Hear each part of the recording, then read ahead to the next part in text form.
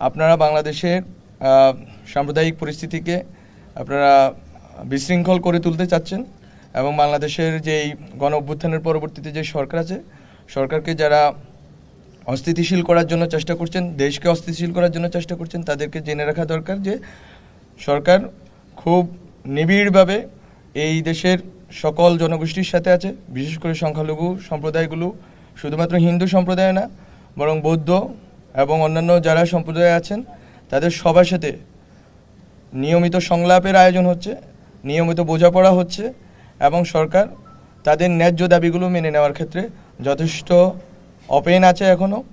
এবং আমরা মনে করি রাজপথের আন্দোলন বিভিন্ন ইস্যু নিয়ে হতেই পারে, কিন্তু আমরা চাই যে আন্দোলনে এখানে যারা সংখ্যালঘু সম্প্রদায় থেকে আন্দোলন করেছেন তাদেরকে আমরা অনুরোধ করব, সরকার ধীরে ধীরে পদক্ষেপ নিচ্ছে। আপনারা এটাও জেনে রাখেন যে দুর্গাপূজাটা শেষ হলেই আমরা আইন শৃঙ্খলা বাহিনীর সামর্থ্য এবং শক্তি সম্বন্ধে আপনারা এখনও জানেন, আমরা মাত্র গুছিয়ে নিচ্ছি রাষ্ট্রকে।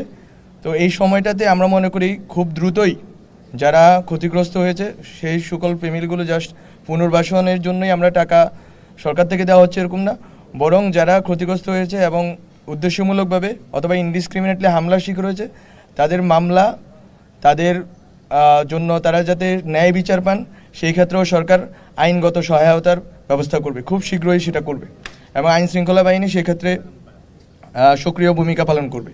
তো ফলত এই দুটি এবং সামনে এই যে আইনি ব্যবস্থার ব্যাপারে সরকারের সহযোগিতার বিষয়ে বলার জন্য আমার মূলত এখানে আসা এবং পূজা মণ্ডপ আমার প্রেস উইং ওনারা এসেছেন, ওনাদের সাথে ঘুরে দেখা। এখানে কমিউনিটি নেতৃবৃন্দ আছেন, তাদের সবাইকে ধন্যবাদ এখানে আমাদেরকে আপ্যায়ন করার জন্য।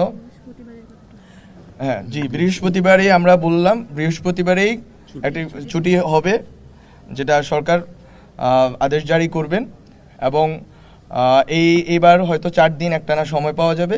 আশা করি এবারের পূজা নির্বিঘ্ন এবং আনন্দময় হবে। আর যে বিষয়টা বললাম যে শুধুমাত্র হিন্দু সম্প্রদায় নয়, আপনাদেরকে এখানে আপনাদের এই সুযোগে আমি বলে রাখি, বৌদ্ধ সম্প্রদায়ও যেভাবে নিপীড়িত তারা অনুভব করতেছেন, তারা নিপীড়িত হয়েছেন এবং তারা অনুভব করতেছেন তাদের নিরাপত্তাহীনতা রয়েছে। আমরা সেটাও খুব নিবিড়ভাবে পর্যবেক্ষণ করছি ওখানকার পরিস্থিতি এবং আমরা দেখব যাতে তারাও নির্বিঘ্নে এবং আনন্দের সাথে তাদের প্রবারণা পূর্ণিমা উদযাপন করতে পারেন। এবং যে উৎসবটি বন্ধের ঘোষণা ওনারা দিয়েছেন, আমরা চাইব বাংলাদেশে কোনো উৎসবে যাতে বন্ধ না হয়, সব জনগোষ্ঠীর নিজস্ব উৎসব পালনের, নির্বিঘ্নে আনন্দে উৎসব পালনের অধিকার আছে। সে অধিকার নিশ্চিতকরণে সরকার বদ্ধপরিকর। হ্যাঁ, কোটি চিবন্দান উৎসবের ব্যাপারে আমরা খুব শীঘ্রই এমন করে ব্যবস্থা নিব যাতে ওনারাও যেভাবে এই দুর্গাপূজার বিষয়ে সংশয় সন্দেহ দেখা গিয়েছিল, আমরা এখানে এসেছি, আশা করি খুব আনন্দের সাথে এই পূজা উদযাপিত হবে। এবং যারা দুষ্কৃতিকারী তাদেরকে আপনারা এখানে, আমি গতকালকে দেখলাম যে সিসিটিভির ব্যবস্থা করার কথা বলা হয়েছে, খুবই এটা আমাদের অনেক দিনের কথা ছিল যে আমরা যখনই কমিউনিটি লিডারদের সাথে বসেছি বলেছি যে যেন ওনারা সিসিটিভি ক্যামেরা ব্যবস্থা করেন, যে কোনো দুষ্কৃতিকারীকে যেন দ্রুততম সময়ে গ্রেপ্তার করা যায় এবং আইনের আওতায় আনা যায়। কোনো রকম দুষ্কৃতিকারীকে কোনো রকম প্রশ্রয় দেওয়া হবে না। কমিউনিটি লিডাররা থাকবেন। আমরা রাজনৈতিক নেতৃবৃন্দের সাথে যখন বৈঠকে বসেছি গত শনিবার, তাদের সবগুলো দলকে আমরা আহ্বান জানিয়েছি, তারা থাকবেন, এখানে ছাত্ররা থাকবে, এখানে অন্যান্য যেই সংশ্লিষ্ট বা যারা বাংলাদেশের স্বাধীনতা, সার্বভৌমত্ব, অখণ্ডতার প্রশ্নে আছেন তাদের সবাই থাকবেন।